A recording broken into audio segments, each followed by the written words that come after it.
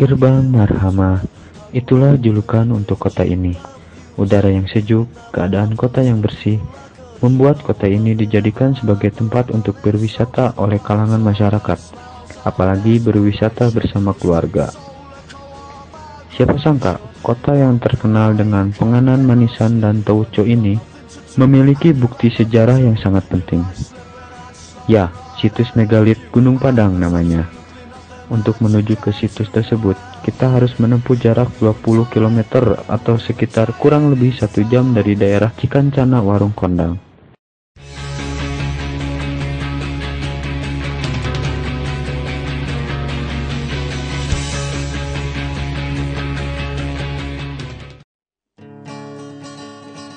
Sebelum tiba di situs tersebut, kita disuguhkan oleh pemandangan pegunungan yang indah dan sejuk.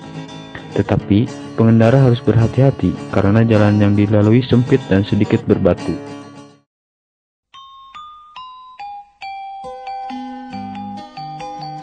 Situs Gunung Padang terletak di Desa Karya Mukti, Kecamatan Cempaka, Kabupaten Cianjur.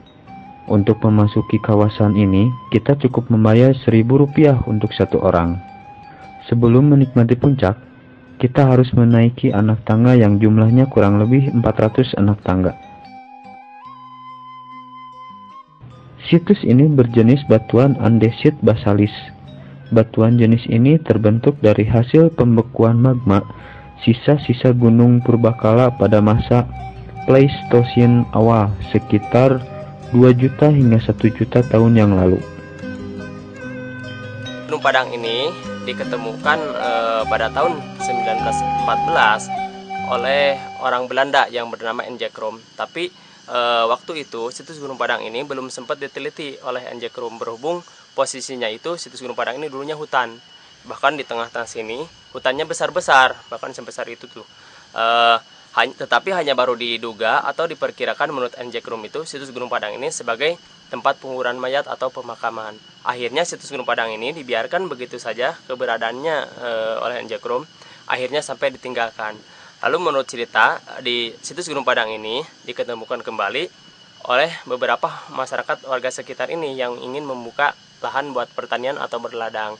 Terus hanya baru dilaporkan ke pemerintah itu tahun 1979.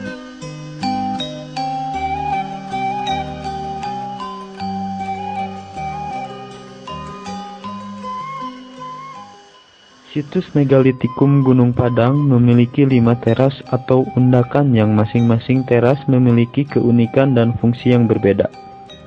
Seperti teras pertama, teras ini digunakan untuk beribadah dan menggelar pagelaran seni.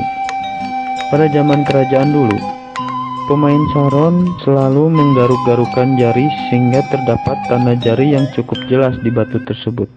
Selain itu, teras ini terdapat ruangan yang berbentuk persegi 4 dan di dalamnya terdapat batu dolmen yang dijadikan tempat menaruh sesajen ketika beribadah.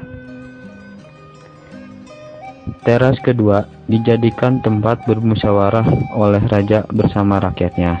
Di teras ini juga terdapat bukti-bukti kehidupan pada zaman itu, seperti adanya batu lumbung yang dijadikan tempat penyimpanan beras atau makanan.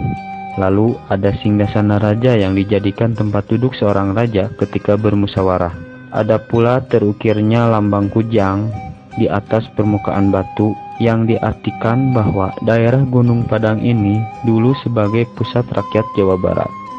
Teras ketiga disebut undakan Sang Hyang Tapak, yaitu terdapat telapak kaki macan yang sangat jelas terukir di atas batu.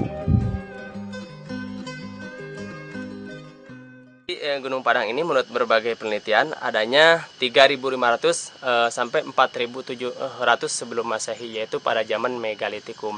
Megalitikum itu yaitu mega itu kan besar, liti itu batu. Jadi zaman batu besar dulunya itu Gunung Padang ini. Nah, tahun 80-81 mulai diadakan penelitian dari berbagai instansi, diantaranya dari Puspan, Pusat Penelitian Nasional, sama Arkenas Arkeologi Nasional Pusat Jakarta, bergabung dengan BP3 Serang Banten. Tahun 82 udah ada semacam kesimpulan atau pendapat bahwa situs Gunung Padang ini benar-benar mengandung sejarah. Tetapi tahun 82 itu belum secara gamblang atau secara jelas karena ada kendala, yaitu ada Gunung Galunggung yang meletus. Menurut cerita, seusai zaman megalitikum atau zaman prasejarah itu, yaitu situs Gunung Padang ini pernah digunakan atau pernah dimanfaatkan oleh era kerajaan-kerajaan. Ada yang menceritakan 32 generasi, ada yang menceritakan 17 generasi. Tetapi menurut cerita folklore atau cerita masyarakat kakek dulu, bahwa katanya yang terakhir menggunakan tempat ini yaitu era kerajaan Prabu Siliwangi atau era kerajaan Pajajaran.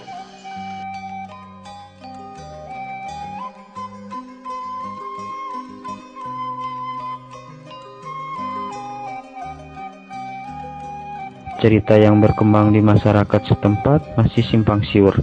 Di samping kesimpang siuran itu, kita harus bangga dan tetap menjaga cagar budaya yang ada di Indonesia. Apalagi situs ini yang diklaim sebagai situs megalitikum terbesar di Asia Tenggara.